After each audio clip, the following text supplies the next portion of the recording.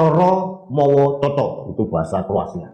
Artinya setiap cara ada tata dan etika. Itulah Indonesia. Kalau anak-anak BEM ini tidak tahu etika dan tata krama, berarti kalian kehilangan keindonesiaan. Kritiklah siapapun, termasuk presiden, tapi dengan cara-cara yang elegan.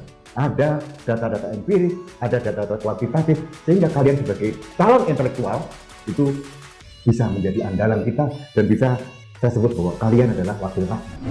Maaf ya, menurut saya sih ini semua khas sinetron Indonesia dibesar-besarkan dengan logika yang terbatas. Sebagai dosen saya sih senang kalau mahasiswa UI menjadi mahasiswa kritis. Saya pendukung Jokowi. Tapi saya selalu percaya bahwa pemerintah yang baik adalah pemerintah yang dikontrol oleh masyarakatnya. Pemerintah butuh kritik. Dan kampus adalah salah satu tempat terbaik bagi lahirnya kritik-kritik tajam terhadap pemerintah.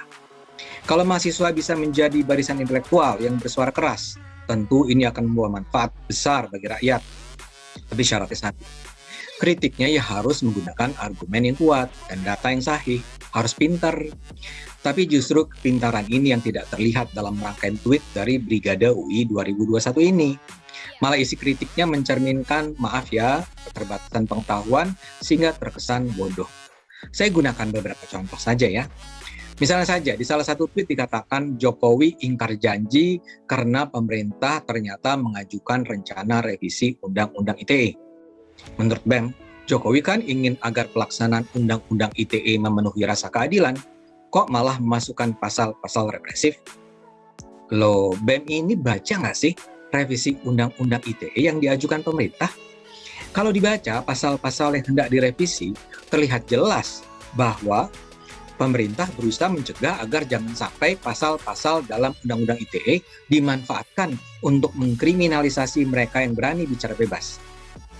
Revisi Undang-Undang ITE itu justru akan mencegah jangan sampai hanya gara-gara orang mengecam sebuah lembaga atau kelompok orang dengan keras, seperti Jerings yang mengecam ID yang dianggapnya menjadi kacung WHO, atau Ahmad Dhani yang menggunakan istilah idiot pada para penentang gerakan ganti presiden, atau Prita yang mengkritik rumah sakit karena mendapat pelayanan kesehatan yang buruk, itu bisa dipidanakan.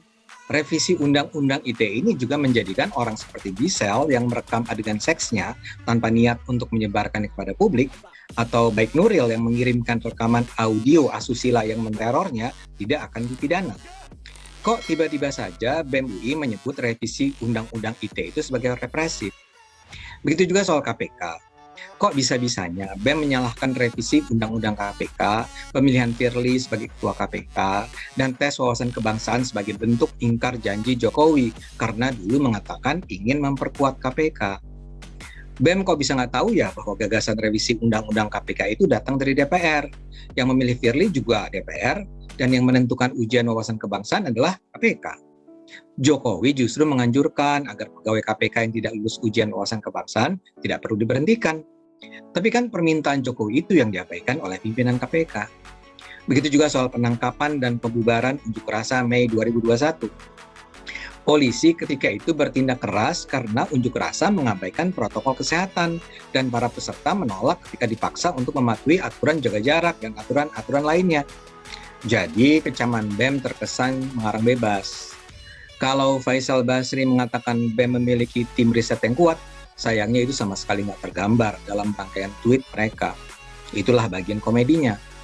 Tapi cerita tentu belum selesai. Sebagaimana saya katakan, gara-gara rangkaian tweet Pandir ini, BEM kemudian dipanggil oleh Direktur Kemahasiswaan UI. Dan inilah yang kemudian dianggap sebagai bukti pemberangusan demokrasi. Tiba-tiba saja berkembang narasi dramatis bahwa sedang terjadi pembungkaman kebebasan bicara dan kebebasan akademik oleh negara. Ini sih drama, kan tidak terjadi apa-apa.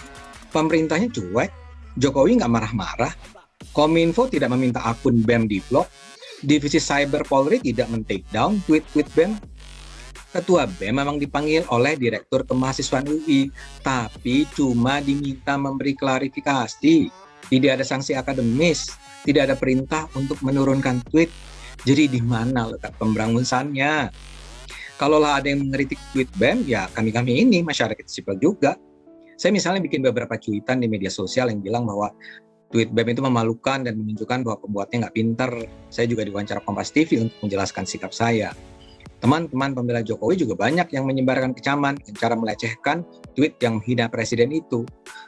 Tapi itu kan semua biasa aja dong. Yang penting para fans Jokowi tidak menggunakan tangan kekuasaan untuk memberangus fandomnya BEM UI. Ya kita debat aja.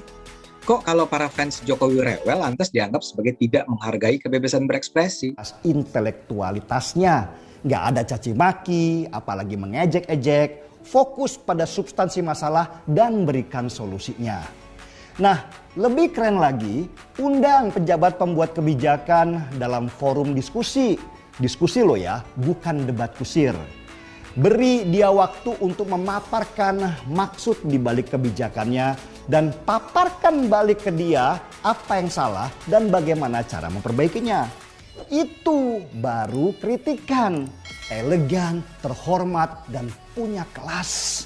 Sesuai kelas mahasiswa sebuah perguruan tinggi ternama yang pasti untuk masuk ke sana itu susah. Nah, masa mahasiswa di Universitas Indonesia, ketua BEM lagi, main meme? Kan gak ada kelasnya. Apa yang diharapkan dari sebuah meme itu? Apa solusinya? BEM, monggo di mana-mana tempat. Jadi kalau dia mengkritik satu masalah, dia pegang data dan fakta, kemudian mengemukakan itu kepada ruang publik atau kepada kami atau juga kepada presiden, tidak ada masalah. Tetapi kalau dia menggunakan data-data yang tidak benar atau dia membaca dari data-data dan yang tidak akurat informasinya, nanti publik juga yang memberikan penilaian pada akhirnya kepada mahasiswa, gitu loh pengertiannya.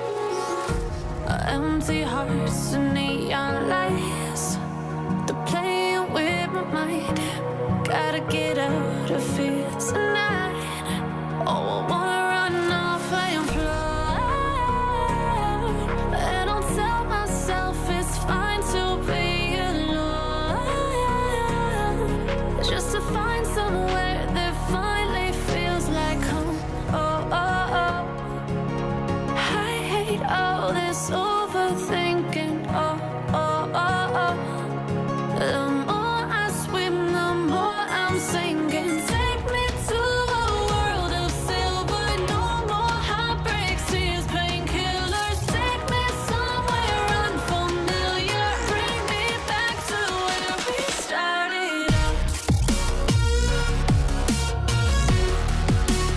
Get me out of now. To where we started out. Get me out of now. To where we Tanggapan Bapak terkait poster mahasiswa-mahasiswa yang mengkritik Bapak? Ya, itu kan sudah sejak lama ya. Dulu ada yang bilang saya ini kelemar-kelemar, ada yang bilang juga saya itu pelongo-pelongo. Kemudian ganti lagi, ada yang bilang saya ini otoriter.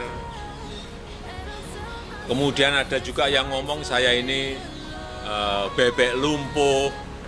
Dan baru-baru ini ada yang ngomong saya ini bapak Bipang.